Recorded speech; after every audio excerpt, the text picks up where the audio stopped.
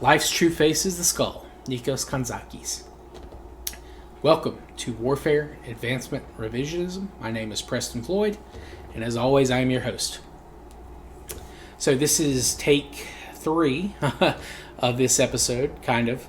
I had a technical issue with the file earlier tonight. It got corrupted, so I'm trying to re-record this on Christmas Day Eve, or actually the day after Christmas, as the case is now. Our next episode may also be delayed due to myself being traveling for New Year's and celebrations and recovering from those celebrations, but it should only be delayed by a day or so at most. For now, though, I'm going to go ahead and get started.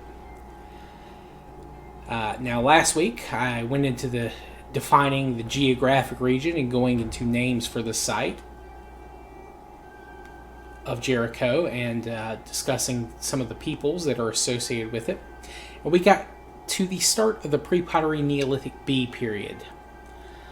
And I should have emphasized this a little more when I mentioned the Three Ages system of stone, bronze, and iron in Europe.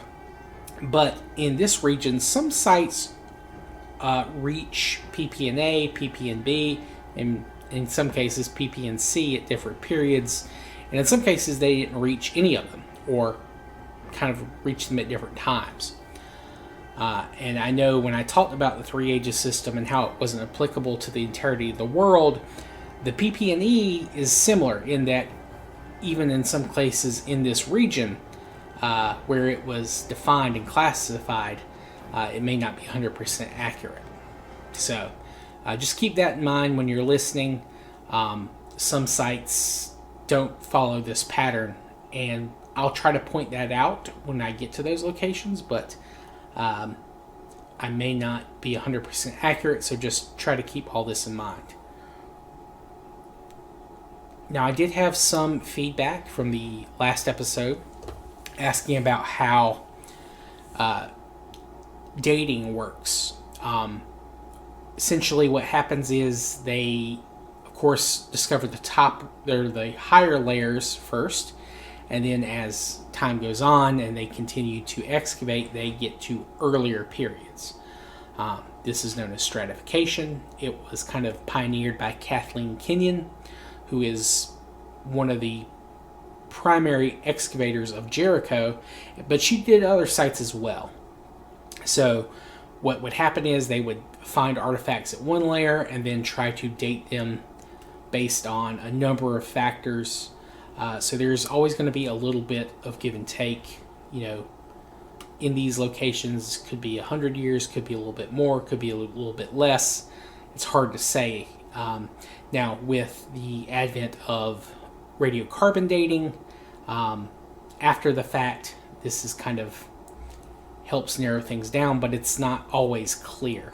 But just kind of keep all this in mind. For now, though, we're going to continue with Neolithic Jericho, and we're going to go forward where we left off from the last time. So, after a period of abandonment, or semi-abandonment, for what are currently unknown reasons, people began to return to the location. Now, they're still in kind of a reorientation period between a hunter-gathering lifestyle and agricultural and pastoral lifestyles as well. They are using more domesticated stocks, both for crops and animals. I think that around 90% of the animal bones found in the PP&A level of the site are wild antelope, and around 10% of the bones are believed to be domesticated stock. Now, it's hard to tell that these animals are domesticated. Domesticated animal bones are not all that indistinguishable from wild sources, but that's kind of based on our evidence of domestication in other areas. So keep that in mind. During the P and B period, or the Pre-Pottery Neolithic B, the wild antelope make up about 50%, and there are more domesticated stocks. Now, it's not the majority again, but it's making up around 50% of meat sources and grain and grass sources. But there are still more major differences between the PP&A and the PP&B. Firstly, there are many more artifacts from this time period, which covers around 7300 to 5800 BC to BCE. This, along with the dispersal of said artifacts and remains of buildings and the like, shows that the settlement had a larger population than the Neolithic A period. Though, again, the exact number is debated. Most estimates I saw suggested that at its height, it was home to around 2,000 full-time residents. Of course, again, that number probably fluctuated seasonally to some extent or another.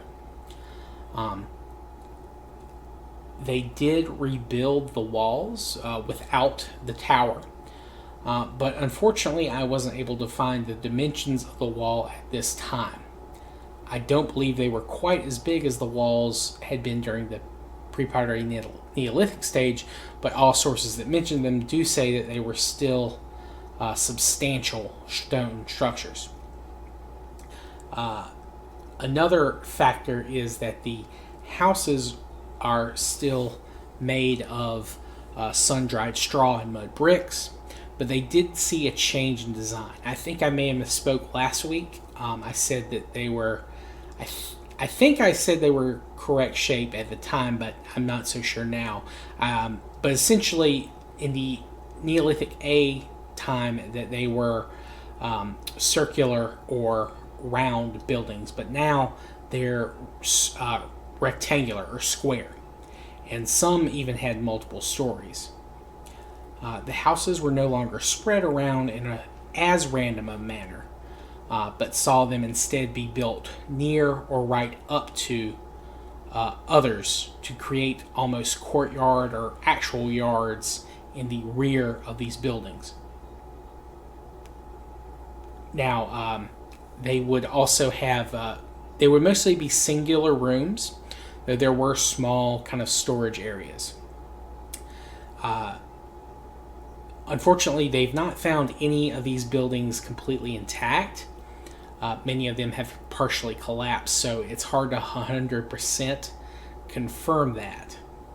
Also, there appears to have been kind of ritual sites, or what is believed to be a ritual site, because they had alcoves kind of dug into the walls, or kind of indented into the walls, kind of like a place that may have been shrines or something like that. But these are not any larger than any of the homes that you would see. Now, we also don't know how these locations were parceled out, but it has been suggested, and I agree with this suggestion, that they were likely kept in and shared by extended family groups. Another major change that we see is a ritual or possibly religious change in dealing with the dead. I know I mentioned that a lot of family members were buried underneath homes. This is probably still going on. In fact, it is going on. But they also have, they unearthed skulls that had been plastered over with seashells and alabaster kind of eyes over the slits, and it's very possible these were painted or decorated to kind of give them life again. The first of these was found in excavations of Jericho in the 30s. More were found during Kathleen Kenyon's more extensive study of the site in the 50s, and indeed more were found in other places in the Levant later, some by her, some by others. These have been found all the way from Jericho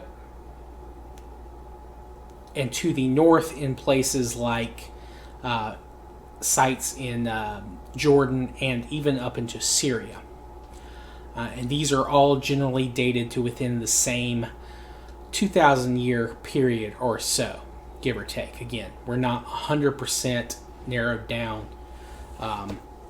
Some of these sites are older than others, but there is a certain level of continuation. Now, we also have a number of artifacts that are made up of different sources. There are grinding stones, there is obsidian, there are green stones like malachite and things like that. Some of these cannot even be reliably sourced. We're not sure exactly where they came from. We don't know, but we know that it's not local to the area, so there is, again, a level of trade between different sites. There are also additional tools that have been found that were not available during the PP&A period. They have developed their own kind of hand scythes for harvesting wild and probably at this point domesticated or semi-domesticated sources of wheats and grasses. There are what appear to be specialized chisels for carving into stone for decorative or religious purposes. There are also evidence of rudimentary kind of looms or weights for looms. So there's evidence as well of weaving either of wild flax or perhaps wool from sheep and goats. Basically, it's evidence of a kind of a advanced, an economy that is not based solely on survival. There's a much more rich or wealthy, I guess you would call it, society, or at least less a society less focused on mere survival. And as you could probably tell from the decorated skulls, there are also humanoid figures carved from stone, actual meant to be representations of humans or gods that look like humans. So there's definitely an advancement in terms of culture. Now that is, somewhat of guesswork. But it is, at least with the skulls and possibly with these figures, that these are representations of ancestors. And ancestor worship, is one of the more popular theories, and one that I tend to agree with, that this is an emerging factor with some of these sites.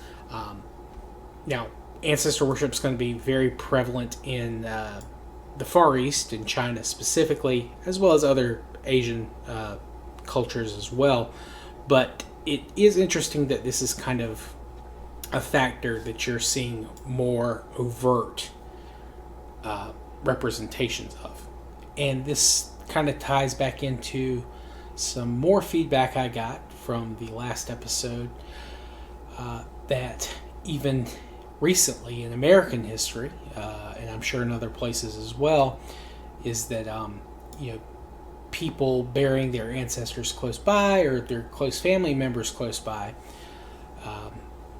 for instance on farms or just in houses on land people owned, plots of or not plots, but burying family on land you own is fairly normal.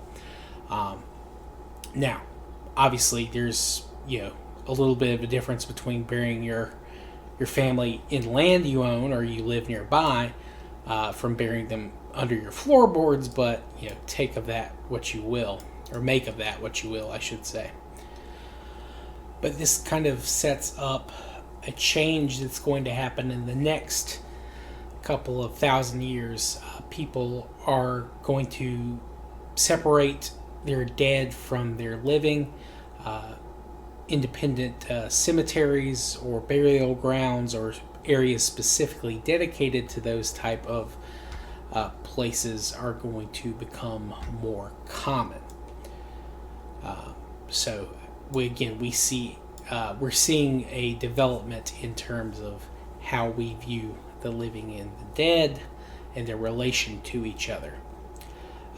Now, I'm not going to get into that too much tonight, mainly because this is the second time I've recorded this episode, but also I'm going to try and tie in some supposed developments in other places in the Levant and the southern Anatolian Peninsula.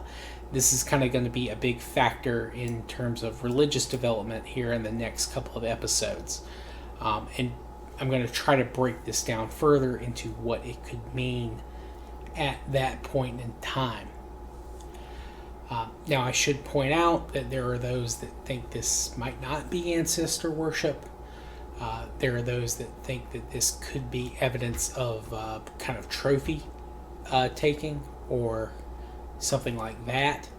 I don't think that's the case, because while most of the skulls that have been found are male and grown males at that, there are some female and child skulls as well.